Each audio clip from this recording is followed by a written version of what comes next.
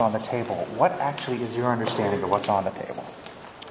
My understanding is that the committee, whatever you call it, that has done the Fair Elections Group, has agreed that if there is a clean repeal, meaning that the 3 days early vote are restored, that they would be willing to pull the issue off the ballot. With that additional information, which I brought to the Speaker's attention, the Speaker indicated a willingness to, I think he actually is willing to do it. I think he wanted a little time to deal with the Senate, which is obviously involved as well. But by virtue of him being willing to delay it for 2 weeks, I think that shows good faith on his part that he is willing to at least make every effort to do this. Based on your understanding... Did his comments agree with that? Yeah, you were a little bit more complete, though. Is this to your... I don't know if that's good or bad. to your knowledge, is this the first time that this offer has been placed on the table? It is. I guess I shouldn't say, because I haven't been so involved with the committee as a separate group of people. Why? Well, how did this suddenly come up? I mean, obviously you were in the throes of the debate. Your members were going at it. Obviously, this wasn't planned coming into this hearing today. When did this happen, and how did it get communicated?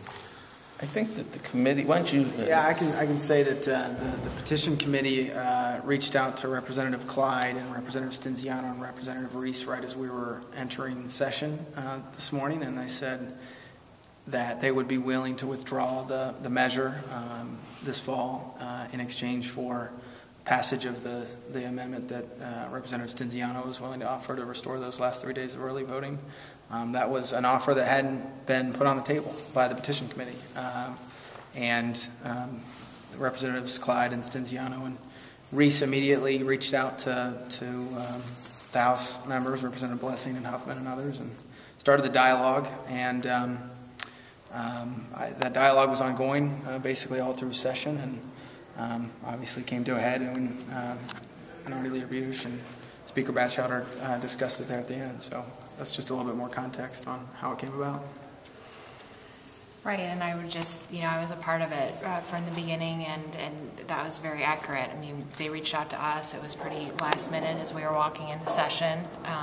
We went to Representatives Blessing and Huffman, and they, waited throughout the entire session, thought that there wasn't a deal in place, and then, I think during the floor speeches, I think that Speaker Batchelder maybe had a change of heart or was interested. I think he had a change of heart. I don't know that he had, he had been out for a while during the, so right. I don't think he had been involved. Once he got involved, he, I think, made this happen.